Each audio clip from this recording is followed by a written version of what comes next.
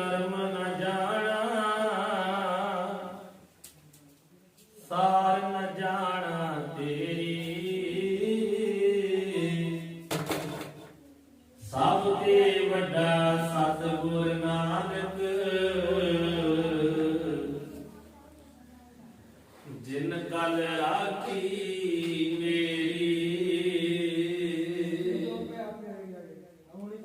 संत सरम जो जन परै,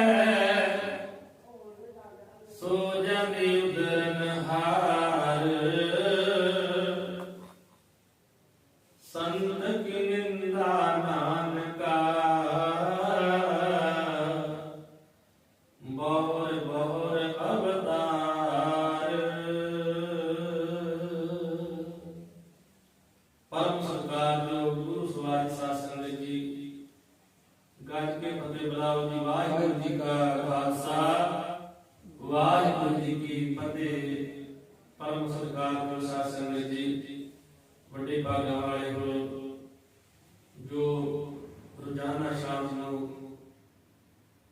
श्रीमान संत बाबा गुरबख्श सिंह साहब जी गुरमत संगीत अकैडमी गुरु दरबार अंदर महापुरुषों के पावन पवित्र जीवन की आप जी कथा श्रवण करते हो।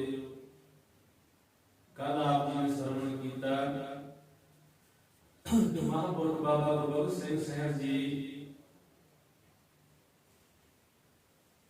बनू छावनी जाके जो इस वे पाकिस्तान में भर्ती हुए हैं। 9 महीने ट्रेन हुई है। तुरंत पेशावर आप जी की ड्यूटी जी है पलटन की लग गई है। पेशावर आप जी 4-5 साल रहे, फिर जगह खेल मुहम्मद उधर जंग छिड़ गई है। महापुरुषों की जी जून टैग की कंपनी है वो उस पासे चली गई है। नाल महापुरुषों भी जाना गया। महापुरुष पिछे पिछे जाते हैं जिथे भार बरादरी होंगी, भाव समान होंदा है फौज का, ਉਹਦੇ ਨਾਲ ਨਾਲ ਜਾਂਦੇ ਹਨ। ਭਾਰ ਬਰਾਦਰੀ ਦੇ ਤੇ ਰੌਂਦ ਮਿਲਦੇ ਹਨ ਚਲਾਉਣ ਵਾਸਤੇ। ਸਾਰੀ ਫੌਜ ਨੂੰ ਰੋਜ਼ ਗੋਲੀ ਸਿੱਕਾ ਮਿਲਦਾ ਹੈ। 303 ਦੇ ਰੌਂਦ ਜਿਹੜੇ ਹਨ ਉਹ ਮਹਾਂਪੁਰਖਾਂ ਨੂੰ ਰੋਜ਼ ਮਿਲਦੇ ਚਲਾਉਣ ਨੂੰ। ਪਰ ਮਗਰ ਸੀ ਡਿਊਟੀ ਇਹਨਾਂ ਦੀ ਭਾਰ ਬਰਾਦਰੀ ਦੇ ਨਾਲ, ਜਿੱਤੇ ਭਾਰ ਬਰਦਾਰੀ ਨੂੰ ਕਹਿੰਦੇ ਸਮਾਨ ਹੁੰਦਾ ਹੈ ਸਾਰਾ ਫੌਜ ਦਾ ਮਗਰ। ਉਹਨਾਂ ਦੇ ਨਾਲ ਲੈਂਦੇ ਹੋਇਆਂ ਥੋੜੇ ਰੌਂਦ ਜਾਂਦੇ ਹਨ, ਕੋਈ ਬਚ ਜਾਂਦੇ ਹਨ। ਮਹਾਂਪੁਰਖਾਂ ਨੇ ਉਹ ਰੱਖ ਲਿਆ ਕਰਨੇ ਬਿਸਤਰੇ ਵਿੱਚ। 95 ਰੌਂਦ ਹੋ ਗਏ। 4 ਮਹੀਨੇ ਜੰਗ ਚੱਲੀ ਹੈ।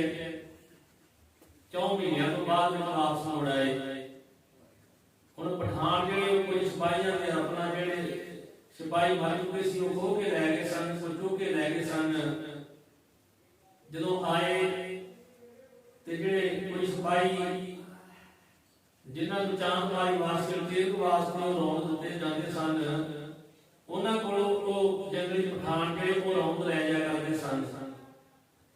ਕਿਉਂਕਿ ਬੰਦੂਕਾਂ ਜੋ ਲੈ ਗਏ, ਰਾਈਫਲਾਂ ਲੈ ਕੇ, ਪਰ ਉਹਨਾਂ ਕੋਲ ਰੌਂਦ ਨਹੀਂ ਸਨ। ਇਹ ਤਾਂ ਜਦੋਂ ਉਹ ਰੌਂਦ ਖੜਨ ਲੱਗੇ, ਵੇਚਣ ਲੱਗੇ, ਕਦੇ 50 ਦਾ 4 ਰੁਪਏ ਦਾ 3 ਰੁਪਏ ਦਾ ਵੇਚ ਲਿਆ ਕਰਨਾ। ਉਦੋਂ ਇਹਦੇ ਪੈਸੇ ਦੀ ਕੀਮਤ ਬਹੁਤ ਜ਼ਿਆਦਾ ਸੀ। ਕੁਝ 13-14 ਸਾਲ ਪੁਰਾਣੀ ਗੱਲ ਹੈ। ਹੁਣ ਏਦਾਂ ਹੋਇਆ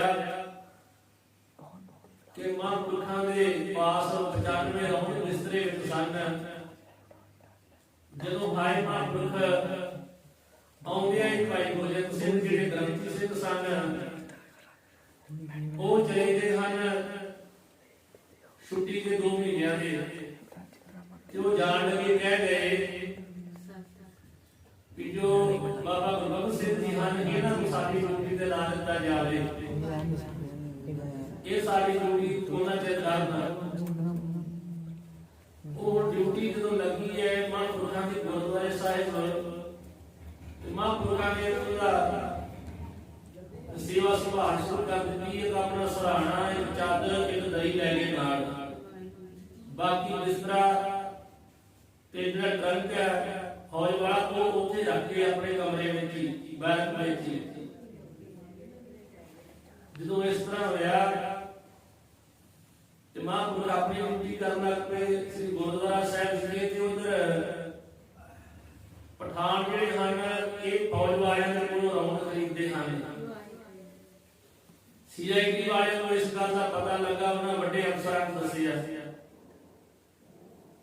जदों उन्होंने बड़े अफसरां नूं दस्सिया तो उन्होंने कहा सबूत लियाओ, कोई सबूत दिओ। सबूत फड़ाउण वास्ते एक CID वाला जिहड़ा जंगली पठान बणिया वो एक फौज वाले नूं पुछ, दूजियां नूं पुछ, पुछदा पछाउंदिया वो एक सिपाही श्री किशन सिंह जो उम्मीदवार जीतन साहब से अर्जन सन, दरवाजे अगे खलोण वाले ते उन्हां नाल राबता होया ते उन्हें हां कर दित्ती है कि मेरे कोल भी कोई है नहीं, मैं दूजियां फौजियां कोलों मंग के तेनूं दे दिया करांगा। ते उन्हें इस तरह 20 रोज फड़ के इकट्ठे कर लए ते 5 रुपये हिसाब नाल वेचणे कर लए। ते जदों 20 राउंड हो गए वो 100 रुपए दे विच सौदा करके ते वो जंगली पठान नाल जिहड़ा बनया सी CID वाला उहदे नाल गल कीती कि तूं आ जावीं नहर दे लागे। एक टोआ पुट्टिया हुंदा है लागे, जिवें खाल पुट्टिया हुंदा है, वड्डा सारा नसाकू बनया हुंदा है, वो पानी पीण वास्ते इदां वड्डा सारा बनया सी। ਉਹਦੇ ਵਿੱਚ ਇਹ ਗੱਲ ਕਰ ਲਈ ਕਿ ਉੱਥੇ ਆਪਾਂ ਆ ਕਰਕੇ ਤੇ ਤੁਹਾਨੂੰ ਲੋਨ ਦੇ ਦਾਂਗੇ, ਤੁਸੀਂ ਪੈਸੇ ਦੇ ਦਿਓ। ਹੁਣ CID ਵਾਲਿਆਂ ਨੇ ਪਹਿਲਾਂ ਹੀ ਅਫਸਰਾਂ ਨੂੰ ਉੱਥੇ ਸੱਦ ਲਿਆ, ਦਿਨੇ 12 ਵਜੇ ਦਾ ਸਮਾਂ ਰੱਖ ਲਿਆ ਤੇ ਫੌਜੀ ਅਫਸਰ ਦਿਨ ਪਹਿਲਾਂ ਹੀ ਆ ਕੇ ਸਾਈਡ ਤੇ ਖਲੋ ਗਏ। ਉਮੀਦਵਾਰ ਜੀਤੂ ਸਾਹਿਬ, ਮੇਜਰ ਸਾਹਿਬ ਤੇ ਕੈਪਟਨ ਬਰਾਉਨ ਸਾਹਿਬ, ये 3 ਵੱਡੇ ਅਫਸਰ ਸੀ ਜਿਹੜੇ ਆ ਕੇ ਖਲੋ ਗਏ। ਸੋ ਇਹਨਾਂ ਨੇ ਤਿੰਨਾਂ ਜਾਣਿਆਂ ਨੇ ਉਹਦੇ ਲੋਕੇ ਤੇ ਆਪਸ ਵਿੱਚ ਰੰਜਨ ਵੇੜੀ ਵੀ ਜਦੋਂ ਵੀ ਉਹ ਸਿਪਾਹੀ ਆਵੇ ਹੱਥ ਖੜਾ ਕਰਦੀ, ਬਾਹਾਂ ਖੜੀਆਂ ਕਰਦੀ, ਸਾਨੂੰ ਪਤਾ ਲੱਗ ਜਾਵੇਗਾ। ਇਹਨੇ ਸਮੇਂ ਨੂੰ ਇਹ ਕਿਸ਼ਨ ਸਿੰਘ ਇੱਥੇ ਪਹੁੰਚ ਗਿਆ, 12 ਵੱਜ ਗਏ ਹਨ ਦਿਨ ਦੇ। ਤੇ ਜਦੋਂ ਇਹ ਪਹੁੰਚ ਗਿਆ ਤੇ ਉਦੋਂ ਉਹਨੇ ਹੱਥ ਖੜੇ ਕਰ ਦਿੱਤੇ ਤੇ ਸਿਪਾਹੀ ਆ ਗਿਆ ਜੀ। ਇਹ ਤਿੰਨੇ ਅਫਸਰ ਉਸੇ ਵੇਲੇ ਮੌਕੇ ਤੇ ਪਹੁੰਚ ਗਏ ਜਿੱਥੇ ਨੀਵੇਂ ਥਾਂ ਤੇ ਖਲੋਤੇ ਸਨ ਖੱਡ ਵਿੱਚ। ਉਹ ਤੋਂ ਜਾ ਕੇ ਇਹ ਕਿਸ਼ਨ ਸਿੰਘ ਨੂੰ ਉਹਨਾਂ ਨੇ ਫੜ ਲਿਆ ਹੈ। ਸਾਡੇ ਕੇ ਕੁਝ ਦੱਸਦਾ ਤੇ ਉਹ ਪਹਿਲਾਂ ਹੀ ਬੋਲ ਪਿਆ CID ਵਾਲਾ ਕਿ ਮੈਂ 20 ਇਹਦੇ ਕੋਲ ਰੌਂਦ ਲੈਣੇ ਕੀਤੇ ਆ, ਭਾਈ ਤੁਹਾਡਾ ਹੀ ਬੰਦਾ ਹੈ ਫੌਜ ਦਾ, ਮੈਂ ਤਾਂ 100 ਰੁਪਏ ਦੇ ਲੈਣੇ, ਮੇਰਾ ਕੀ ਕਸੂਰ, ਮੈਨੂੰ ਛੱਡੋ। ਇੰਨੀ ਗੱਲ ਕਹਿ ਕੇ ਹੈ ਤੇ CID ਦਾ ਬੰਦਾ ਉਹ ਚਲੇ ਗਿਆ। ਕਿਸ਼ਨ ਸਿੰਘ ਨੂੰ ਫੜ ਕੇ ਉਹਨਾਂ ਨੇ ਕੈਦ ਵਿੱਚ ਪਾ ਦਿੱਤਾ ਤੇ ਅੰਗਰੇਜ਼ਾਂ ਦਾ ਰਾਜ ਸੀ, ਉਹਨਾਂ ਸਲਾਹ ਕੀਤੀ ਵੀ ਹੁਣ ਸਾਰੀ ਫੌਜ ਦੀ ਤਲਾਸ਼ੀ ਲਈ ਵੀ ਕਿਹਦੇ ਕੋਲੋਂ ਇਹ ਰੌਂਦ ਨਿਕਲਦੇ ਆ, ਕੌਣ ਕੌਣ ਵੇਚਦੇ ਹਨ। ਉਹਨਾਂ ਨੇ ਆ ਕੇ ਆਉਂਦਿਆਂ ਹੀ ਇੱਥੇ ਬਿਗਲ ਜਿਹੜਾ ਸਿੰਗਲੀ ਉਹ ਵਜਾਇਆ ਗਿਆ ਹੈ। ਉਸੇ ਵੇਲੇ ਸਾਰੀ ਫੌਜ ਨੂੰ ਦੱਸ ਦਿੱਤਾ ਕਿ ਤੁਹਾਡੀ ਸਭ ਦੀ ਤਲਾਸ਼ੀ ਹੋ ਜਾਏਗੀ ਤੇ ਆਪ ਜਿਹੜੇ ਗੋਰੇ ਅਫਸਰ ਹਨ ਉਹ ਤਲਾਸ਼ੀ ਲੈਣ ਜਿਹੜੀ ਸ਼ੁਰੂ ਕਰਨ ਲੱਗੇ ਹਨ। ਇਹ ਤੋਂ ਤੱਕ ਦਾ ਆਪ ਜੀ ਨੇ ਕੱਲ ਪ੍ਰਸੰਗ ਸਰਵਣ ਕੀਤਾ ਹੈ। ਇਹ ਤੋਂ ਅਗਲਾ ਜਿਹੜਾ ਹੁਣ ਪ੍ਰਸੰਗ ਹੈ ਆਪ ਜੀ ਜਿਵੇਂ ਸਾਰੀ ਸੰਤ ਸਰਵਣ ਕਰੋ ਕਿਵੇਂ ਹੁਣ ਤਲਾਸ਼ੀ ਹੋ ਰਹੀ ਹੈ। ਸੋ ਸਾਰੀ ਫੌਜ ਜਿਹੜੀ ਹੈ ਨਾ ਇਹ 4 ਕੰਪਨੀਆਂ ਅਸੀਂ ਸਿੱਖਾਂ ਦੀਆਂ 53 ਸਿੱਖ ਦੇ ਵਿੱਚ ਸੰਤਾਂ ਦੀ ਗਿਣਤੀ ਸੀ। ਹੁਣ 4 ਕੰਪਨੀਆਂ ਤੇ ਸਿੱਖਾਂ ਦੀਆਂ 2 ਡੋਗਰਿਆਂ ਦੀਆਂ ਹਨ ਤੇ 2 ਹੀ ਪਠਾਨਾਂ ਦੀਆਂ। 8 ਕੰਪਨੀਆਂ ਹੋ ਗਈਆਂ ਜੀ ਤੇ 8 ਕੰਪਨੀਆਂ ਦੀ ਤਲਾਸ਼ੀ ਹੋਣੀ ਹੈ ਤੇ ਫੌਜ ਦਾ ਹੁਕਮ ਹੋਇਆ ਹੈ ਅਫਸਰਾਂ ਦਾ ਕਿ ਜਿਹੜਾ ਕੋਈ ਬਾਹਰ ਹੈ ਉਹ ਬਾਹਰ ਹੀ ਰਹੇ ਸ਼ਾਮੀ ਤੋਂ ਤੇ ਜਿਹੜਾ ਕੋਈ ਅੰਦਰ ਹੈ ਉਹ ਬਾਹਰ ਨਹੀਂ ਜਾ ਸਕਦਾ। ਕੋਈ ਜਿੱਥੇ ਵੀ ਖਲੋਤਾ ਹੈ ਉੱਥੇ ਖਲੋ ਲਵੇ, ਜਿੱਥੇ ਕੋਈ ਬੈਠਾ ਉੱਥੇ ਬੈਠਾ ਰਹੇ, ਕੋਈ ਹਿੱਲੇ ਨਾ ਕੋਈ ਵੀ। ਜਿਹੜਾ ਕੋਈ ਭੱਜਿਆ, ਜਿਹੜਾ ਕੋਈ ਅੱਗੇ ਪਿੱਛੇ ਹੋਇਆ, ਉਹ ਫੜ ਲਿਆ ਜਾਵੇਗਾ ਕਿ ਇਹ ਚੋਰ ਹੈ।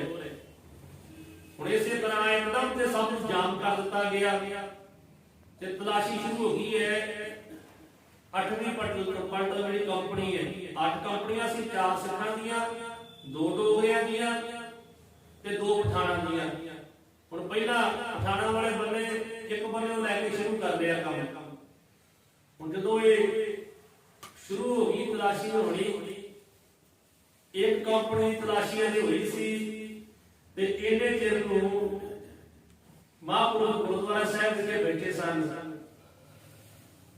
ਤੇ ਪੇਸ਼ਾਵਰ ਦੇ ਵਿੱਚ ਇੱਥੇ ਇੱਕ ਚੌਧਰੀ ਸੋਹਣ ਲਾਲ ਸੀਗਾ। ਇਹ ਪੇਸ਼ਾਵਰ ਦੇ ਵਿੱਚ ਇੱਥੇ ਇੱਕ ਚੌਧਰੀ ਸੀ, ਉਹਦਾ ਨਾਮ ਸੀ ਸੋਹਣ ਲਾਲ। ਇਹ ਸੀ ਗੁਜਰਾਂਵਾਲੇ ਦਾ, ਜੋ ਪਾਕਿਸਤਾਨ ਚ ਨਾ ਗੁਜਰਾਂਵਾਲਾ, ਉੱਥੇ ਦਾ ਸੀਗਾ। ਇਹ ਬੜਾ ਪ੍ਰੇਮੀ ਸੀ, ਨੇਕੀ ਸਿੱਖ ਸੀਗਾ। ਇਹ ਸੋਹਣ ਲਾਲ ਇਹ ਸਹਿਜਧਾਰੀ ਸਿੱਖ ਬਣਿਆ ਹੈ। ਇਹ ਰੋਜ਼ਾਨਾ ਹੀ ਸ੍ਰੀ ਗੁਰਦੁਆਰਾ ਸਾਹਿਬ ਵਿਖੇ ਆਇਆ ਕਰਦਾ ਹੈ, ਜਿੱਥੇ ਮਹਾਂਪੁਰਖਾਂ ਦੀ ਡਿਊਟੀ ਹੈ ਨਾ, ਤੇ ਰੋਜ਼ ਹੀ ਆਉਂਦਾ ਹੈ। ਤੇ ਆ ਕੇ ਇੱਕ ਸੁਰ ਦੇ ਵਿੱਚ ਜਦੋਂ ਸੰਤ ਮਹਾਂਪੁਰਖ ਬਾਬਾ ਗੁਰਬਖਸ਼ ਸਿੰਘ ਜੀ ਸ੍ਰੀ ਸੁਖਮਨੀ ਸਾਹਿਬ ਦਾ ਜਾਪ ਕਰਦੇ ਆ ਨਾ, ਇਹ ਵੀ ਨਾਲ ਨਾਲ ਸਾਰਾ ਸ੍ਰੀ ਸੁਖਮਨੀ ਸਾਹਿਬ ਦਾ ਜਾਪ ਪੜ੍ਹਦਾ ਹੈ। ਤੇ ਫਿਰ ਹਨੂਮਾਨ ਨਾਟਕ ਜਿਹੜਾ ਹੈ ਨਾ, ਉਹ ਗ੍ਰੰਥ ਪੜ੍ਹਨ ਦਾ ਬੜਾ ਸ਼ੌਂਕੀ ਸੀਗਾ। ਉਹ ਵੀ ਇਹਨੇ ਬੜਾ ਪੜ੍ਹਨਾ ਸ਼ੌਂਕ ਰੱਖਦਾ ਸੀ ਪੜ੍ਹਾਈ ਦਾ। ਤੇ ਗੁਰਦੁਆਰਾ ਸਾਹਿਬ ਪੱਕਾ ਪ੍ਰੇਮੀ ਸੀ ਕਿ ਇਹ ਨੇਮੀ ਇਹਨੇ ਆਉਣਾ ਹੀ ਆਉਣਾ ਹੈ। ਆ ਕੇ ਸੰਗਤਾਂ ਦੇ ਨਾਲ ਸ੍ਰੀ ਸੁਖਮਨੀ ਸਾਹਿਬ ਦਾ ਜਾਪ ਵੀ ਕਰਨਾ, ਪ੍ਰੇਮ ਬਣਿਆ ਹੋਇਆ ਇਹਨਾਂ ਦਾ। ਸੋ ਇਹਨੇ ਇਹ ਸਾਰੀ ਗੱਲ ਜਿਹੜੀ ਕਿਸ਼ਨ ਸਿੰਘ ਅਰਦਲੀ ਦੇ ਪੜ੍ਹੇ ਜਾਣ ਵਾਲੀ ਤੇ ਜਿਹੜੀ ਤਲਾਸ਼ੀ ਵਾਲੀ ਗੱਲ ਹੈ ਨਾ, ਵੀ ਤਲਾਸ਼ੀ ਹੋਣ ਲੱਗੀ ਹੈ, ਇਹ ਸਾਰੀ ਗੱਲ ਆਉਂਦਿਆ ਸੀ ਕਿਸੇ ਦੇ ਕੋਲੋਂ ਸੁਣ ਲਈ। ਉਹ ਸਾਰੀ ਆ ਕੇ ਨੇ ਮਹਾਂਪੁਰਖਾਂ ਨੂੰ ਸੰਤ ਬਾਬਾ ਗੁਰਬਖਸ਼ ਸਿੰਘ ਸਾਹਿਬ ਜੀ ਨੂੰ ਗੁਰਦੁਆਰਾ ਸਾਹਿਬ ਵਿਖੇ ਦੱਸ ਦਿੱਤੀ ਕਿ ਸੰਤ ਜੀ ਆਹ ਗੱਲ ਹੋਈ ਹੈ। ਜਿਹੜਾ ਜੀਤਨ ਸਾਹਿਬ ਦਾ ਅਰਦਲੀ ਸੀ, ਉਹ ਫੜਿਆ ਗਿਆ ਹੈ ਰੌਂਗਮੇਜ ਦਾ 303 ਦੇ ਪੰਜਾਂ ਦਾ ਵੇਚਦਾ ਸੀ, 100 ਰੁਪਏ ਦੇ ਵੇਚਦਾ ਸੀ, ਉਹ ਫੜਿਆ ਗਿਆ ਹੈ। ਤੇ ਹੁਣ ਗੋਰੇ ਅਫਸਰ ਆਪ ਸਾਰੇ ਤਲਾਸ਼ੀ ਕਰਾਉਣ ਲੱਗੇ ਹਨ ਕਿ ਜੇ ਕਿਸੇ ਨੇ ਹੋਰ ਕੋਲ ਰੱਖੇ ਹੋਣ ਤੇ ਫੜੇ ਜਾਣ। ਜਿੰਨੇ ਵੀ ਕਿਸੇ ਕੋਲੋਂ ਰੌਂਦ ਫੜੇ ਜਾਣਗੇ ਉਹਨੂੰ ਹੁਣ ਕੈਦ ਕਰ ਲਿਆ ਜਾਵੇਗਾ, ਸਜ਼ਾਵਾਂ ਮਿਲਣਗੀਆਂ। ਉਹ ਇਦਾਂ ਕਰਦੇ ਆ। ਜਦੋਂ ਸੰਤਾਂ ਨੂੰ ਇਸ ਗੱਲ ਦਾ ਪਤਾ ਲੱਗਾ ਤੇ ਸੰਤ ਜੀ ਨੂੰ ਆਪਣਾ ਚੇਤਾ ਆ ਗਿਆ ਕਿ 95 ਰੌਂਦ ਨੇ ਮੇਰੇ ਬਿਸਤਰੇ ਦੇ ਵਿੱਚ ਹੈ। ਤੇ ਬਿਸਤਰਾ ਵੀ ਜਿਹੜਾ ਉਹ ਵੀ ਹੁਣ ਕੋਲਣੀ ਹੈ ਗੁਰਦੁਆਰਾ ਸਾਹਿਬ ਜੀ। ਬਿਸਤਰਾ ਤੇ ਉੱਥੇ ਹੀ ਛੱਡ ਆਏ, ਜਿੱਥੇ ਇਹਨਾਂ ਦਾ ਕਮਰਾ ਹੈ ਉੱਥੇ ਬਿਸਤਰਾ ਹੈ, ਉੱਥੇ ਟਰੰਕ ਹੈ, ਬਾਕੀ ਸਮਾਨ ਹੈ। ਗੁਰਦੁਆਰਾ ਸਾਹਿਬ ਤੇ 2 ਮਹੀਨੇ ਵਾਸਤੇ ਡਿਊਟੀ ਲੱਗੀ ਹੈ ਤੇ ਲੈ ਕੇ ਆਏ ਸਰਾਣਾ, ਇੱਕ ਚਾਦਰ ਤੇ ਇੱਕ ਦਰੀ। ਹੁਣ ਸੋਚਿਆ ਕਿ ਰੌਣ ਤੇ ਉੱਥੇ ਹੀ ਪਏ ਆ ਤੇ ਤਲਾਸ਼ੀ ਸਾਰਿਆਂ ਦੀ ਹੋਣੀ ਹੈ। ਤੇ ਮਹਾਂਪੁਰਖ ਕਹਿੰਦੇ ਕਿ ਸਰੀਰ ਨੂੰ ਕਾਮਾ ਛੱਡ ਗਿਆ ਕਿ ਉਹ ਇਹ ਕੀ ਬਣਿਆ। ਕਿ ਸਭ ਤੋਂ ਵੱਡਾ ਡਰ ਜਿਹੜਾ ਉਹ ਇਸ ਗੱਲ ਦਾ ਹੈ, ਅਸੀਂ ਹੁਣ ਗੁਰਦੁਆਰਾ ਸਾਹਿਬ ਦੇ ਗ੍ਰੰਥੀ ਸਿੰਘ ਹੈ ਤੇ ਸ੍ਰੀ ਗੁਰੂ ਗ੍ਰੰਥ ਸਾਹਿਬ ਮਹਾਰਾਜ ਦੀ ਸੇਵਾ ਕਰਦੇ ਆ ਤੇ ਬਾਕੀ ਲੋਕ ਕੀ ਕਹਿਣਗੇ ਕਿ ਗੁਰਦੁਆਰਾ ਸਾਹਿਬ ਦਾ ਜਿਹੜਾ ਭਾਈ ਹੈ ਉਹਦੇ ਪਾਸੋਂ 95 ਰੌਂਦ ਚੋਰੀ ਦੇ ਫੜੇ ਗਏ ਆ। ਉਹਦੇ ਕੋਲੋਂ 95 ਰੌਂਦ ਗੁਰਦੁਆਰਾ ਸਾਹਿਬ ਦੇ ਗ੍ਰੰਥੀ ਨੂੰ ਚੋਰੀ ਦੇ ਫੜੇ ਗਏ ਆ। ਫੌਜ ਦੇ ਵਿੱਚ ਗ੍ਰੰਥੀ ਸਿੰਘ ਦੀ ਬਹੁਤ ਇੱਜ਼ਤ ਹੈ। ਅਜੇ ਸਧਾਰਨ ਲੋਕ ਉਹ ਨਹੀਂ ਕਰਨ ਨਾ ਕਰਨ, ਫੌਜ ਦੇ ਵਿੱਚ ਬਹੁਤ ਜ਼ਿਆਦਾ ਇੱਜ਼ਤ ਹੈ ਜਿਹੜੀ ਗ੍ਰੰਥੀ ਸਿੰਘ ਦੀ ਹੈ। ਵੱਡੇ ਤੋਂ ਵੱਡੇ ਅਫਸਰ ਵੀ ਜਿਹੜੇ ਉਹ ਵੀ ਗ੍ਰੰਥੀ ਸਿੰਘ ਨੂੰ ਆ ਕੇ ਝੁਕਦੇ ਆ। ਕਰਨਲ ਜਨਰਲ ਵੀ ਆ ਕੇ ਗ੍ਰੰਥੀ ਸਿੰਘ ਦਾ ਇੱਜ਼ਤ ਮਾਣ ਕਰਦੇ ਆ। ਸੋ ਬਾਬਾ ਜੀ ਸੋਚਣ ਲੱਗੇ ਕਿ ਇਹ ਗੱਲ ਬਹੁਤ ਗਲਤ ਹੋਈ ਹੈ। ਜਦੋਂ ਰੌਂਦ ਫੜੇ ਗਏ ਤਾਂ ਲੋਕ ਕੀ ਕਹਿਣਗੇ। ਹਾਲਾਂਕਿ ਜੰਗ ਦੇ ਦਿਨਾਂ ਦੇ ਵਿੱਚ ਸੁਭਾਅ ਕੀ ਬਚਦੇ ਆ, ਮਹਾਂਪੁਰਖਾਂ ਨੇ ਕਿਹੜੇ ਆਪ ਲਗਾਏ, ਇੱਕ ਸੁਭਾਅ ਕੀ ਬਚਦੇ ਹਨ ਤੇ ਇਕੱਠੇ ਹੋ ਗਏ। ਅਜੇ ਨਾ ਤੇ ਕੋਈ ਸੰਤਾਂ ਨੇ ਇਹਨਾਂ ਨੂੰ ਵੇਚਣਾ ਹੈ, ਇਹਨਾਂ ਕਿਹੜੇ ਵੇਚਣੇ ਸੀਗੇ। 95 ਬਹੁਤ ਜ਼ਿਆਦਾ, ਕਿਸੇ ਕੋਲ ਇੱਕ ਪੜਿਆ ਗਿਆ ਨਾ ਇੱਕ ਰਾਉਂਡ ਵੀ, ਉਹਨੂੰ ਵੀ ਸਜ਼ਾ ਮਿਲੀ ਹੈ, ਉਹਨੂੰ ਵੀ ਕੈਦ ਕੀਤਾ ਗਿਆ ਅੰਗਰੇਜ਼ਾਂ ਵੱਲੋਂ, ਸਰਕਾਰ ਵੱਲੋਂ। ਤੇ ਜਿਹਦੇ ਕੋਲੋਂ 95 ਫੜੇ ਜਾਂਦੇ ਉਹਦਾ ਕੀ ਹਾਲ ਹੋਵੇਗਾ, ਇੰਨੇ ਜ਼ਿਆਦੇ। ਸੋ ਮਹਾਂਪੁਰਖ ਸੋਚੀ ਪੈ ਗਏ ਵੀ ਕੀ ਬਣਿਆ, ਵੀ ਨਾ ਤਾਂ ਸਾਨੂੰ ਵੇਚਣ ਦਾ ਇਰਾਦਾ ਹੈ, ਵੀ ਰੱਖੇ ਤੇ ਉਦਾਂ ਹੀ ਹੈ। ਤੇ ਹੁਣ ਦੂਜਾ ਨੰਬਰ ਇਹ ਹੈ ਕਿ ਸੁੱਟੇ ਵੀ ਕਰੇ ਤੇ ਨਾ ਉਹ ਜਮ੍ਹਾਂ ਕਰਾਏ, ਕਿਉਂਕਿ ਇਹਦਾ ਸਮਝ ਹੀ ਮਿਲਿਆ ਕਿ ਜੰਗ ਖਤਮ ਹੋਈ, ਆਏ ਆ ਵਾਪਸ, ਆਉਂਦੇ ਗੁਰਦੁਆਰਾ ਸਾਹਿਬ ਨੂੰ ਭੇਜ ਦਿੱਤਾ ਹੈ। ਤੇ ਉਧਰਲੇ ਬੰਦੇ ਧਿਆਨ ਹੀ ਨਹੀਂ ਗਿਆ ਕਿ ਇਹ ਜਮ੍ਹਾਂ ਕਰਾਉਣੇ ਆ। ਤੇ ਫਿਰ ਕੀ ਹੋਇਆ, ਤਲਾਸ਼ੀ ਹੋਣੀ ਸ਼ੁਰੂ ਹੋ ਗਈ ਹੈ। ਤੇ ਮਹਾਂਪੁਰਖਾਂ ਨੂੰ ਰੁਕਿਆ ਨਾ ਗਿਆ ਗੁਰਦੁਆਰੇ ਸਾਹਿਬ ਫਿਰ। ਉਸ ਵੇਲੇ ਦਵਾ ਦਾ ਗਏ ਆਪਣੇ ਕਮਰੇ ਵੱਲ, ਜਿੱਥੇ ਕਮਰਾ ਸੀ ਜੀ ਉਧਰ ਨੂੰ ਦਵਾ ਦਾ ਗਏ, ਕੋਈ ਹੀਲਾ ਵਸੀਲਾ ਕੀਤਾ ਜਾਵੇ। ਤੇ ਹਾਲੇ ਉਸ ਵੇਲੇ ਇੱਕ ਕੰਪਨੀ ਦੀ ਤਲਾਸ਼ੀ ਹੋਈ ਸੀ, 8 ਨੰਬਰ ਕੰਪਨੀ ਦੀ ਤਲਾਸ਼ੀ ਹੋ ਗਈ ਹੈ, 7ਵੀਂ ਦੀ ਤਲਾਸ਼ੀ ਹੋ ਰਹੀ ਹੈ। ਤੇ ਬਾਬਿਆਂ ਦਾ ਮਹਾਂਪੁਰਖਾਂ ਦੇ ਜਿਹੜੇ ਉਹ ਸੀ 2 ਨੰਬਰ ਵਿੱਚ ਮਹਾਂਪੁਰਖਾਂ ਦੇ ਬਿਸਤਰੇ ਸੀਗੇ ਕਮਰੇ ਵਿੱਚ, ਤੇ 7 ਨੰਬਰ ਦੀ ਤਲਾਸ਼ੀ ਹੋ ਰਹੀ ਹੈ। ਤੇ ਜਦੋਂ ਮਹਾਂਪੁਰਖ ਗਏ ਨਾ ਆਪਣੀ ਲੈਣ ਵੱਲ ਨੂੰ ਤੁਰੇ ਜਾ ਰਹੇ ਆ, ਤੇ ਗਾੜੀ ਹੋਣਾ ਹੈ ਗੋਰਾ ਸੰਤਰੀ, ਉਹਨੇ ਕਹਾ ਜੀ ਪਿਛਲੇ ਪਾਸੇ ਜਿੱਧਰੋਂ ਆਏ ਉਧਰ ਨੂੰ ਵਾਪਸ ਹੋ ਜਾਓ, ਆਰਡਰ ਹੈ ਸਰਕਾਰ ਦਾ, ਨਾ ਵੀ ਅੰਦਰ ਜਾ ਸਕਦਾ ਤੇ ਨਾ ਵੀ ਬਾਹਰ ਆ ਸਕਦਾ ਹੈ। ਇਹ ਸਾਰੇ ਜਿੰਨੀਆਂ ਬੈਠਕਾਂ ਸਭ ਦੀ ਤਲਾਸ਼ੀ ਹੋ ਜਾਏਗੀ, ਤੇ ਤੁਸੀਂ ਜਦੋਂ ਆਏ ਹੋ ਗੁਰਦੁਆਰਾ ਸਾਹਿਬ ਤੋਂ ਉਧਰ ਹੀ ਚਲੇ ਜਾਓ। ਗੁਰਦੁਆਰਾ ਸਾਹਿਬ ਨੂੰ ਛੱਡ ਕੇ ਬਾਕੀ ਸਾਰਿਆਂ ਦੇ ਹੱਥਾਂ ਦੀ ਤਲਾਸ਼ੀ ਕਰਦੀ ਹੈ। ਤੇ ਮਹਾਂਪੁਰਖ ਕਹਿੰਦੇ ਸੀ ਆਪਣੀ ਬੈਠਕ ਕਰ ਜਾਣਾ, ਕਹਿੰਦੇ ਕੋਈ ਆਰਡਰ ਨਹੀਂ ਹੈ, ਇਹਨਾਂ ਨੂੰ ਵਾਪਸ ਮੋੜ ਤੱਕ ਚਲੋ ਵਾਪਸ। ਮਹਾਂਪੁਰਖ ਵਾਪਸ ਆ ਗਏ, ਨਹੀਂ ਜਾਣ ਦਿੱਤਾ ਉਹਨੇ। ਹੁਣ ਸੰਤਾਂ ਨੂੰ ਇਸ ਗੱਲ ਦੀ ਚਿੰਤਾ ਲੱਗੀ ਹੈ, ਪਰ ਉਹ ਸੋਚਦੇ ਵੀ ਸੋਚਦਾ ਕੋਈ ਨਹੀਂ ਕੀ ਕਰੀਏ। ਹੁਣ ਗੱਲ ਬੜੀ ਖਰਾਬ ਹੋਈ ਹੈ। ਫਿਰ ਵਾਪਸ ਗੁਰਦੁਆਰਾ ਸਾਹਿਬ ਆਏ। ਫਿਰ ਤੁਗਾ ਮਹਾਰਾਜ ਦੀ ਗੁਰਬਾਣੀ ਦੀਆਂ ਚੇਤੇ ਆਈਆਂ, ਆਪਣੇ ਸੇਵਕ ਕੀ ਆਪੇ ਰੱਖੇ। ਤੇ ਹੁਣ ਆਪਣੇ ਸੇਵਕ ਦੀ ਮਹਾਰਾਜ ਹੀ ਰੱਖਿਆ ਕਰ ਸਕਦਾ ਹੈ। ਜੇ ਹੁਣ ਸਤਿਗੁਰੂ ਹੀ ਚਾਹੇ ਤੇ ਉਹ ਹੀ ਕਿਰਪਾ ਕਰ ਸਕਦਾ ਹੈ, ਹੋਰ ਕੁਝ ਨਹੀਂ ਹੋ ਸਕਦਾ। ਕਿ ਉਧਰ ਕਿਸੇ ਨੂੰ ਜਾਣ ਨਹੀਂ ਦੇਣਾ, ਤਲਾਸ਼ੀ ਹੋ ਰਹੀ ਹੈ ਤੇ ਵਾਰੀ ਆ ਜਾਣੀ, ਉਹਨਾਂ ਨੇ ਆ ਕੇ ਪਕੜ ਕੇ ਲੈ ਜਾਣਾ ਹੈ। ਬਾਕੀ ਕੋਈ ਡਰ ਨਹੀਂ ਹੈ। ਇੱਕੋ ਗੱਲ ਹੈ ਕਿ ਅਸੀਂ ਸਤਿਗੁਰਾਂ ਦੇ ਗ੍ਰੰਥੀ ਆ। ਗੱਲ ਜਿਹੜਾ ਵੀ ਕਹੇਗਾ ਉਹ ਕਹੇਗਾ ਵੀ ਸਤਿਗੁਰਾਂ ਦਾ ਜਿਹੜਾ ਗ੍ਰੰਥੀ ਹੈ ਨਾ, ਗੁਰੂ ਦਾ ਵਜ਼ੀਰ ਸੀ ਜਿਹੜਾ, ਉਹਦੇ ਕੋਲੋਂ ਵੀ 95 ਰੋਂਦੋਂ ਵੀ ਚੋਰ ਨਿਕਲਿਆ ਜੀ। ਆਹ ਗੱਲਾਂ ਕਰਨੀਆਂ ਲੋਕਾਂ ਨੇ ਵੀ ਜਿਹੜਾ ਗੁਰੂ ਦਾ ਵਜ਼ੀਰ ਉਹ ਵੀ ਚੋਰ ਨਿਕਲਿਆ, ਉਹਦੇ ਕੋਲ ਵੀ 95 ਰੌਂਦ ਫੜੇ ਗਏ। ਫਿਰ ਮਹਾਂਪੁਰਖਾਂ ਨੇ ਕੋਈ ਜਦੋਂ ਨਹੀਂ ਸੋਚਦੀ ਫਿਰ ਵਾਪਸ ਆ ਗਏ। ਆ ਕਰਕੇ ਮਹਾਂਪੁਰਖਾਂ ਨੇ ਤੇ ਇਸ਼ਨਾਨ ਕੀਤਾ ਹੈ। ਇਸ਼ਨਾਨ ਕਰਕੇ ਤੇ ਸਤਿਗੁਰੂ ਜੀ ਦੀ ਹਜ਼ੂਰੀ ਅੰਦਰ ਚਲੇ ਗਏ ਹਨ। ਤੇ ਗੁਰੂ ਸਾਹਿਬ ਜੀ ਦੀ ਹਜ਼ੂਰੀ ਵਿੱਚ ਜਾ ਕੇ ਅਰਦਾਸ ਬੇਨਤੀ ਜਿਹੜੀ ਹੈ ਉਹ ਆਰੰਭ ਕੀਤੀ ਹੈ ਕਿ ਹੁਣ ਤੇ ਸਤਿਗੁਰਾਂ ਦੇ ਦੀ ਅਰਦਾਸ ਹੀ ਹੈ। ਤੇ ਸਤਿਗੁਰੂ ਜੀ ਦੇ ਸਰਮੁਖ ਖਲੋ ਕੇ ਹੱਥ ਜੋੜੇ ਹਨ। ਨੀਵਾਂ ਮਨ ਕਰਕੇ, ਨੀਵਾਂ ਆਪਣਾ ਚਿਹਰਾ ਕਰਕੇ ਤੇ ਸਤਿਗੁਰਾਂ ਦੇ ਚਰਨਾਂ ਦੇ ਵਿੱਚ ਅਰਦਾਸ ਬੇਨਤੀ ਜੁੜ ਕੇ ਕੀਤੀ ਹੈ। ਜਿਵੇਂ ਗੁਰੂ ਸਾਹਿਬ ਜੀ ਅਰਦਾਸ ਕਰਦੀ ਜਾਜ ਦੱਸਦੇ ਨਾ, ਆਪਾਂ ਅਰਦਾਸ ਕਰਾਈਏ ਤੇ ਆਪਣੇ ਨਾਂ ਦੇ ਨਾਲ ਕੋਈ ਸ਼ਾਹ ਲਵਾ ਦਿੰਦਾ ਹੈ, ਕੋਈ ਸੇਠ ਲਵਾ ਦਿੰਦਾ ਹੈ। ਆਪਣੇ ਆਪ ਨੂੰ ਹਰੇਕ ਮਨੁੱਖ ਉੱਚਾ ਦੱਸਦਾ ਹੈ। ਫਲਾਣਾ ਸਿੰਘ ਤੇ ਨਾਲ ਆਪਣਾ ਕੁਝ ਨਾ ਕੁਝ ਤਾਂ ਕਹਿੰਦਾ ਸੀ ਗਾੜੀ ਲਵਾ ਦੇਣਾ ਹੈ।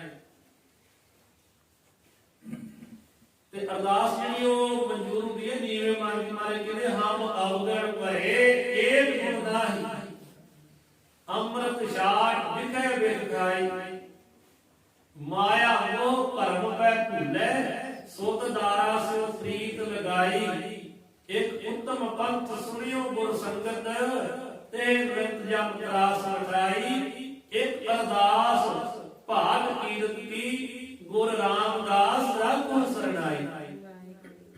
ਇੰਨੇ ਨੀਵੇਂ ਹੋ ਕੇ ਅਰਦਾਸ ਪਾਠ ਕੀਰਤੀ ਕਹਿ ਰਹੇ ਆ ਭੱਟਾਂ ਦੀ ਗੁਰਬਾਣੀ ਸਤਿਗੁਰੂ ਸ੍ਰੀ ਗੁਰੂ ਗ੍ਰੰਥ ਸਾਹਿਬ ਮਹਾਰਾਜ ਦੇ ਅੰਦਰ ਚੌਥੇ ਸਵਈਏ ਮਹੱਲੇ ਚੌਥੇ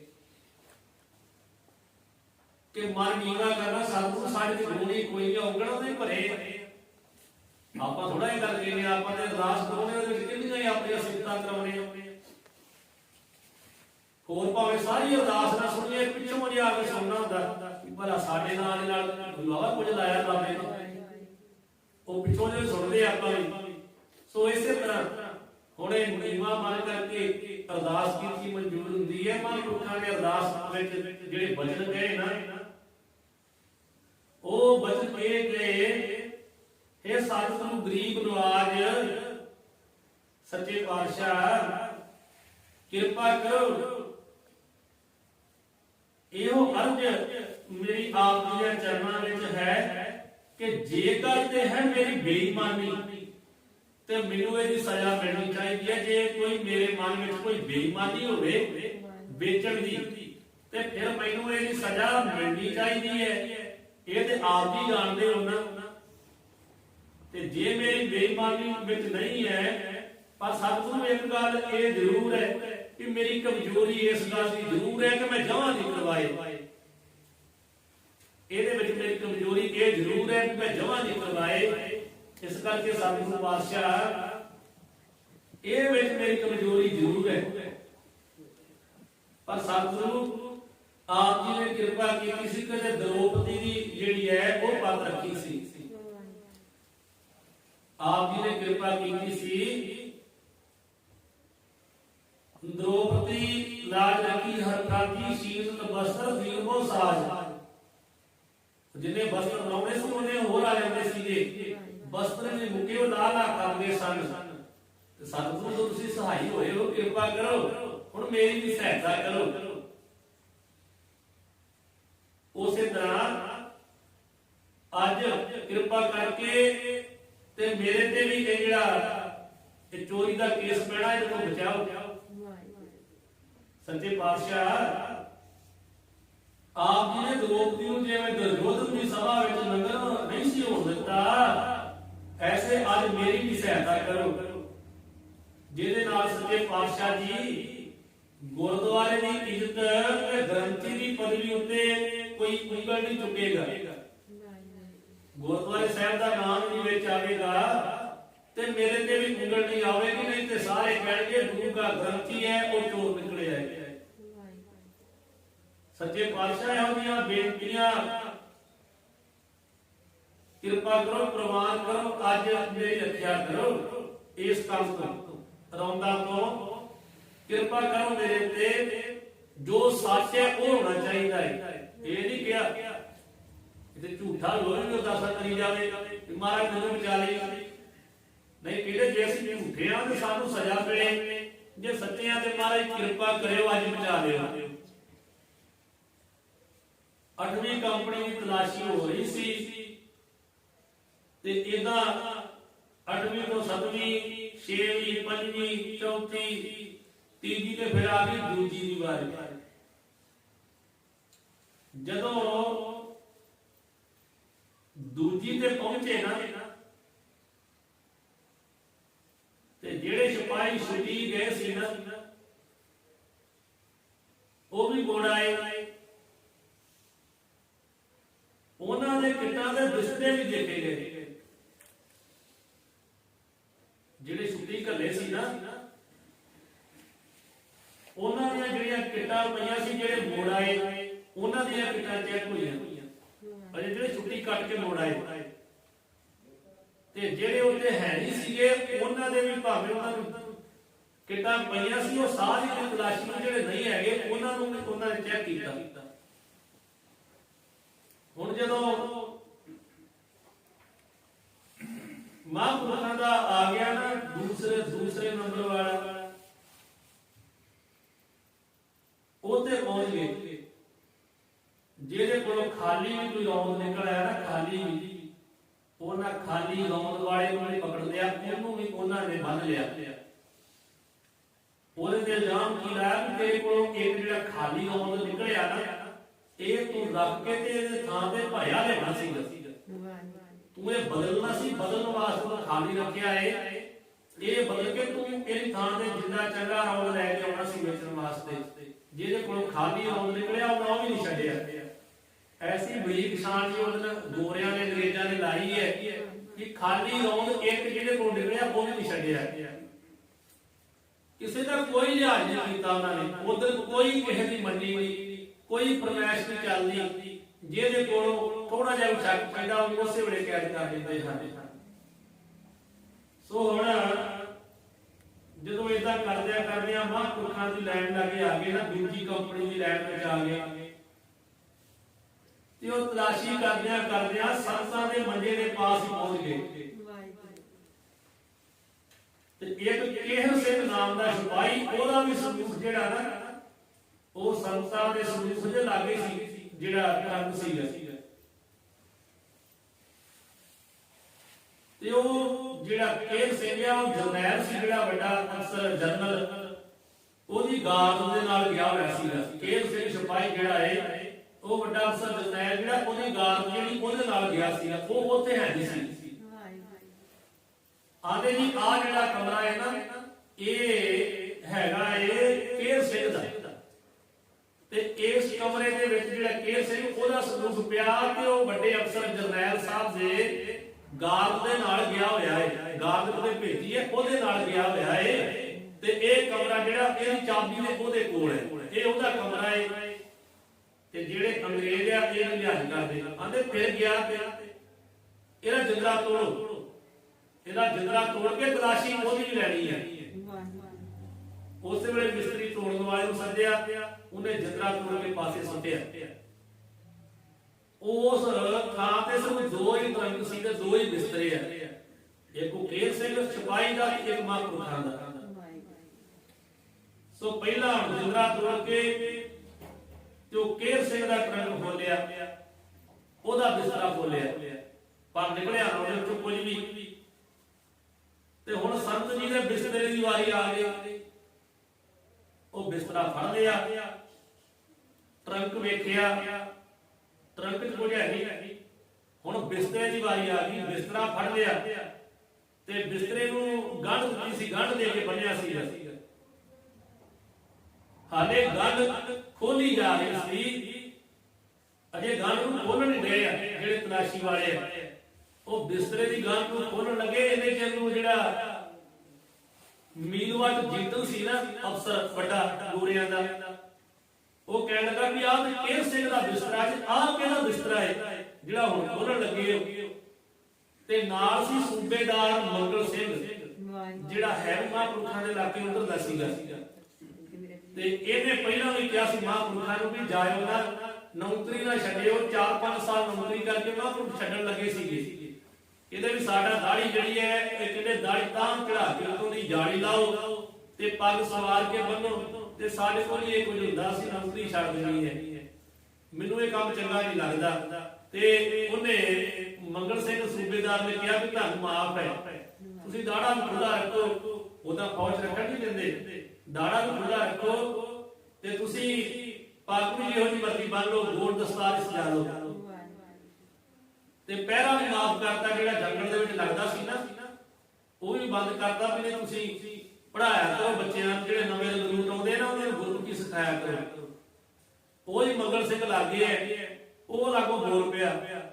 ਜਦੋਂ ਪੁੱਛਿਆ ਨਾ ਉਹ ਜੀਤਨ ਸਾਹਿਬ ਨੇ ਵੀ ਇਹ ਬਿਸਤਰਾ ਕਿਹਦਾ, ਉਹ ਕੇਹਰ ਸਿੰਘ ਦਾ ਬਿਸਤਰਾ ਹੈ, ਆਹ ਕਿਹਦਾ ਹੈ? ਤੇ ਉਹ ਸੂਬੇਦਾਰ ਮੰਗਲ ਸਿੰਘ ਕਹਿੰਦਾ ਵੀ ਇਹ ਸੰਤਾਂ ਦਾ ਨਾਮ ਲੈ ਕੇ ਨਾ ਕਹਿੰਦਾ ਜੀ ਇਹ ਜਿਹੜਾ ਗੁਰਬਖਸ਼ ਸਿੰਘ ਸਿਪਾਹੀ ਹੈ ਨਾ, ਇਹ ਉਹਦਾ ਹੈ। ਕਹਿੰਦਾ ਉਹ ਕਿੱਥੇ ਹੈ? ਆਂਦੇ ਜੀ ਉਹ ਗੁਰਦੁਆਰੇ ਸਾਹਿਬ ਗ੍ਰੰਥੀ ਦੀ ਡਿਊਟੀ ਕਰਦਾ ਹੁਣ। ਗ੍ਰੰਥੀ ਸਿੰਘ ਡਿਊਟੀ ਤੇ ਛੁੱਟੀ ਤੇ ਗਿਆ ਹੈ, ਹੁਣ ਇਹ ਗੁਰਬਖਸ਼ ਸਿੰਘ ਸਿਪਾਹੀ ਜਿਹੜਾ ਇਹ ਡਿਊਟੀ ਤੇ ਹੈ, ਇਹ ਗ੍ਰੰਥੀ ਦੀ ਡਿਊਟੀ ਕਰਦਾ ਹੈ। ਜਦੋਂ ਇਹਨਾਂ ਨਾਲ ਲਿਆ ਨਾ, ਉਹ ਕਹਿੰਦਾ ਰਹਿਣ ਦੇ, ਇਹਨੂੰ ਬੰਦ ਕਰ ਦਿਓ, ਇਹਨੂੰ ਨਹੀਂ ਖੋਲਣਾ, ਗ੍ਰੰਥੀ ਸਿੰਘ ਦੇ ਬਿਸਤਰੇ ਨੂੰ ਹੱਥ ਨਹੀਂ ਲਾਉਣਾ, ਇਹਦੀ ਗੱਲ ਉਦਾਂ ਹੀ ਦੇ ਦਿਓ। ਤੇ ਜਦੋਂ ਅੰਗਰੇਜ਼ ਨੇ ਕਹਿਤਾ ਵੀ ਇਹਦੀ ਗੱਲ ਦੇ ਦਿਓ, ਉਹ ਗੰਢ ਉਸੇ ਵੇਲੇ ਦੇ ਦਿੱਤੀ। ਉਹਨਾਂ ਬਿਸਤਰੇ ਦੀ ਤਲਾਸ਼ੀ ਲਈ ਖੋਲਣ ਲੱਗੇ ਸੀ, ਗੰਢ ਖੋਲਦੇ ਸੀਗੇ। ਉਹਨੇ ਜਦੋਂ ਉਹਨੇ ਕਹਿਤਾ ਵੀ ਇਹ ਬਿਸਤਰਾ ਕਿਹਦਾ ਹੈ, ਤੇ ਉਹ ਸੂਬੇਦਾਰ ਮੁੱਲਾ ਸਿੰਘ ਨੇ ਕਿਹਾ ਜੀ ਜਿਹੜੇ ਗੁਰਦੁਆਰੇ ਗ੍ਰੰਥੀ ਸਿੰਘ ਉਹਨਾਂ ਦਾ ਹੈ, ਕਹਿੰਦਾ ਇਹਨੂੰ ਬੰਦ ਕਰ ਦਿਓ, ਗ੍ਰੰਥੀ ਸਿੰਘ ਦਾ ਬਿਸਤਰਾ ਨਹੀਂ ਖੋਲਣਾ। ਕਿਉਂਕਿ ਸਤਿਕਾਰ ਬੜਾ ਫੌਜ ਦੇ ਵਿੱਚ, ਵੱਡੇ ਵੱਡੇ ਅਫਸਰ ਵੀ ਜਿਹੜੇ ਆ ਉਹ ਗ੍ਰੰਥੀ ਸਿੰਘ ਨੂੰ ਝੁਕਦੇ ਆ ਕਿ ਇਹ ਮਹਾਰਾਜ ਦਾ ਵਜ਼ੀਰ ਹੈ। ਸੋ ਉਸੇ ਵੇਲੇ ਉਹ ਗੰਢ ਦੇ ਦਿੱਤੀ ਹੈ। ਜੇ ਤਾਂ ਖੋਲ ਲੈਂਦੇ ਫਿਰ ਤੇ ਭਾਵੇਂ ਗ੍ਰੰਥੀ ਦਾ ਹੀ ਹੁੰਦਾ, ਉਸੇ ਵੇਲੇ ਅਫਸਰ ਹੋ ਜਾਣਾ ਸੀਗਾ। ਹੁਣ ਜਦੋਂ ਕਹਿਣ ਲੱਗਾ ਕਿ ਨਹੀਂ ਇਹ ਤੇ ਗੁਰੂ ਘਰ ਦੇ ਗ੍ਰੰਥੀ ਦਾ ਹੈ, ਇਹਨੂੰ ਬੰਦ ਕਰ ਦਿਓ, ਇਹਨੂੰ ਨਹੀਂ ਖੋਲਣਾ, ਉਹ ਉਸੇ ਤਰ੍ਹਾਂ ਬਿਸਤਰਾ ਬੰਨ ਕੇ ਉਹ ਬਿਸਤਰਾ ਉੱਥੇ ਪਕਾ ਦਿੱਤਾ ਹੈ। ਉਹ ਬਿਸਤਰਾ ਉੱਤੇ ਰੱਖ ਦਿੱਤਾ, ਦਰਵਾਜ਼ਾ ਕਰਤਾ ਬੰਦ। ਫਿਰ ਦੂਜੀ ਬੈਠ ਤੋਂ ਪਹਿਲੀ ਬੈਠ ਵਿੱਚ ਚਲੇ ਗਏ। ਉਹ ਪਹਿਲੀ ਬੈਠ ਵਿੱਚ ਤਲਾਸ਼ੀ ਹੋਈ ਤੇ ਉਹ ਸਮਾਪਤੀ ਹੋ ਗਈ। ਜਦੋਂ ਸਮਾਪਤੀ ਹੋ ਗਈ, ਜਿੰਨੇ ਬੰਦਿਆਂ ਦੇ ਕੋਲੋਂ ਇੱਕ ਖਾਲੀ ਆਦਮੀ ਫੜਿਆ ਗਿਆ, ਸਾਰੇ ਕੈਦ ਕਰ ਲਏ ਗਏ। ਹੁਣ ਸਾਰੇ ਅਫਸਰ ਜਦੋਂ ਸਮਾਪਤੀ ਹੋ ਗਈ ਤੇ ਸਾਰੇ ਅਫਸਰ ਵਾਪਸ ਮੁੜ ਗਏ। ਜਦੋਂ ਵਾਪਸ ਮੁੜ ਗਏ ਨਾ, ਤੇ ਉਸ ਵੇਲੇ ਸੰਗਤਾਂ ਨੇ ਫਿਰ ਸੋਚਿਆ ਕਿ ਦੇਖੀਏ ਬਾਹਰ ਨਿਕਲ ਕੇ, ਵੀ ਹੁਣ ਪਹਿਲਾਂ ਖਲੋਤੇ ਦੇ ਬਾਹਰ ਹੀ ਸੀਗੇ, ਵੀ ਗੁਰਦੁਆਰੇ ਸਾਹਿਬ ਤੋਂ ਬਾਹਰ ਵੇਖੀਏ, ਹੁਣ ਸਮਾਪਤੀ ਹੋ ਗਈ ਹੈ, ਵੀ ਮੈਨੂੰ ਵੀ ਫੜਨ ਵਾਲੇ ਹੋਣੇ ਆ, ਵੀ ਲਾਉਣ ਤੇ ਫੜੇ ਜਾਣੇ ਆ। ਤੇ ਸੋਚਣ ਤੇ ਡੇ ਵੀ ਜੇ ਗਾੜੀਆਂ ਨਾਲ 5-7 ਜਾਣੇ ਤੁਰੇ ਹੋਣ, ਤੇ ਸੋਚਣੇ ਹੁੰਦੇ ਵੀ ਲੱਗਦੇ ਨੇ ਸਾਡਿਆਂ ਨਹੀਂ ਆਉਂਦੇ ਆ, ਵੀ ਸਮਾਪਤੀ ਹੋ ਗਈ ਆ, ਲੱਗਦਾ ਰੌਂਦ ਫੜੇ ਗਏ ਹੋਣੇ ਆ। ਸੋ ਜਦੋਂ ਹੁਣ ਲਾਗੇ ਆ ਗਏ ਨਾ, ਤੇ ਉਹਨਾਂ ਵਿੱਚ ਇੱਕ ਜਮਾਦਾਰ ਹੈ, ਇੱਕ ਸੂਬੇਦਾਰ ਹੈ, 4-5 ਹੋਰ ਹੌਲਦਾਰ ਸੀ ਜਿਹੜੇ ਆ ਰਹੇ ਸੀਗੇ।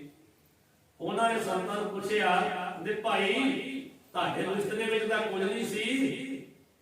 ਤੇ ਮਹਾਂਪੁਰਖ ਕਹਿੰਦੇ ਹੈ ਸਾਡੇ ਬਿਸਤਰੇ ਵਿੱਚ ਕੁਝ ਨਹੀਂ ਸੀ। ਉਹ ਆਖਣ ਲੱਗੇ ਤੁਸੀਂ ਕਿਉਂ ਐਵੇਂ ਕਹਿੰਦੇ ਹੋ, ਤੁਹਾਡੇ ਬਿਸਤਰੇ 'ਚ ਕਿਹੜਾ ਕੁਝ ਹੈਗਾ ਸੀਗਾ? ਉਹਨਾਂ ਨੇ ਵੈਸੇ ਆਖਿਆ, ਕਹਿੰਦੇ ਵੀ ਬਾਬਾ ਜੀ ਬਾਹਰ ਖਲੋਤੇ ਜੇ, ਤੁਹਾਡੇ ਕਿਹੜਾ ਬਿਸਤਰੇ 'ਚ ਕੁਝ ਨਿਕਲਿਆ, ਤੁਹਾਡੇ ਤੇ ਬਿਸਤਰੇ 'ਚ ਕੁਝ ਵੀ ਹੈ ਨਹੀਂ। ਤੇ ਮਹਾਂਪੁਰਖ ਕਹਿਣ ਲੱਗੇ ਗਾਲੀਓ, ਫੇਰ ਝੂਠ ਨਹੀਂ ਬੋਲਿਆ, ਕਹਿਣ ਲੱਗੇ ਹੈ ਕਿਉਂ ਨਹੀਂ, ਮੇਰੇ ਬਿਸਤਰੇ ਤੇ 95 ਰੌਂਦ ਆ, ਕੁਝ ਕਿਉਂ ਨਹੀਂ ਹੈਗਾ। ਉਹਨਾਂ ਸਮਝਿਆ ਕਿ ਸ਼ਾਇਦ ਮਖੌਲ ਕਰਨ ਡਏ ਸਨ, ਇਹ ਸ਼ਾਇਦ ਸਾਨੂੰ ਮਖੌਲ ਕਰਨ ਡਏ ਆ। ਤੇ ਉਹ ਕਹਿੰਦੇ ਇਹ ਸੰਤੀ ਵੀ ਮਖੌਲ ਹੀ ਕਰਨ ਡਏ ਜੇ, ਵੀ ਇਹ ਮਖੌਲ ਹੀ ਕੀਤਾ ਜੇ ਸਾਨੂੰ।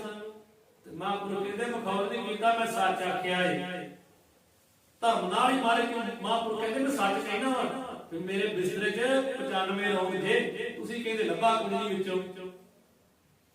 ਤੇ ਉਹ ਕਹਿਣ ਲੱਗਾ ਸੂਬੇਦਾਰ ਮੰਗਲ ਸਿੰਘ ਤੇ ਜਿਹੜੇ ਨਾਲ ਸੀ ਲੋਕ ਵਾਲੇ, ਆਂਦੇ ਆਓ ਹੁਣ ਵੇਖੀਏ ਭਲਾ ਵੀ ਐਵੇਂ ਨਹੀਂ ਕਰਨ ਦੇ। ਤੇ ਮਹਾਂਪੁਰਖ ਵੀ ਨਾਲ ਹੀ ਤੁਰ ਪਏ। ਉਦੋਂ ਸਾਰੇ ਅਫਸਰ ਚਲੇ ਗਏ ਸੀਗੇ।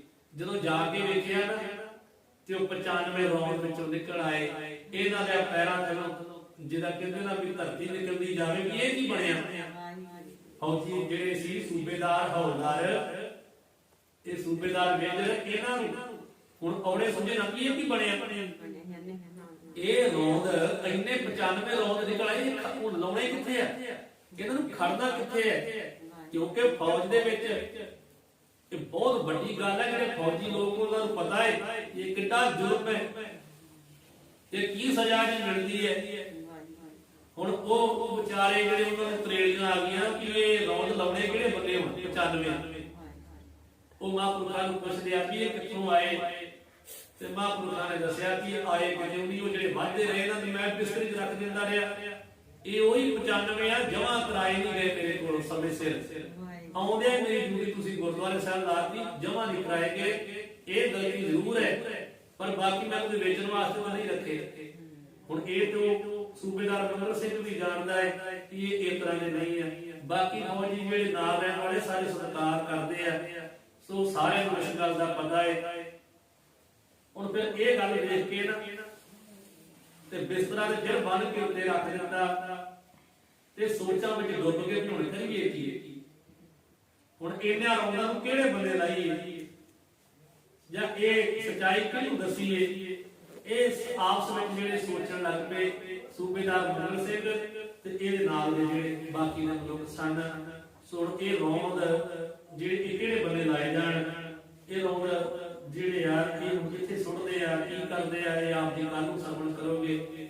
ਸਮੇਂ ਦੇ ਲਿਹਾਜ਼ ਦੇ ਨਾਲ ਸਮਾਪਤੀ ਹੈ। ਹੋਈਆਂ ਭੁੱਲਾਂ ਚੁੱਕਾਂ ਦੀ ਖਿਮਾ ਸਤਿਗੁਰੂ ਕਿਰਪਾ ਕਰਨ, ਅਗਾਂਹ ਵਾਸਤੇ ਸੁਧ ਸਪਸ਼ਟ ਵਿਚਾਰਾ ਕਰਦੇ ਬਲ ਬਖਸ਼ਣ। ਲੋਕ ਸੁਖੀਏ ਪਰ ਲੋਕ ਸੁਹੇਲੇ, ਨਾਨਕ ਹਰਿ ਪ੍ਰਭ ਆਪੇ ਮੇਲੇ ਦੀ ਦਾਨ ਬਖਸ਼ਣ। ਵਾਹਿਗੁਰੂ ਜੀ ਕਾ ਖਾਲਸਾ, ਵਾਹਿਗੁਰੂ ਜੀ ਕੀ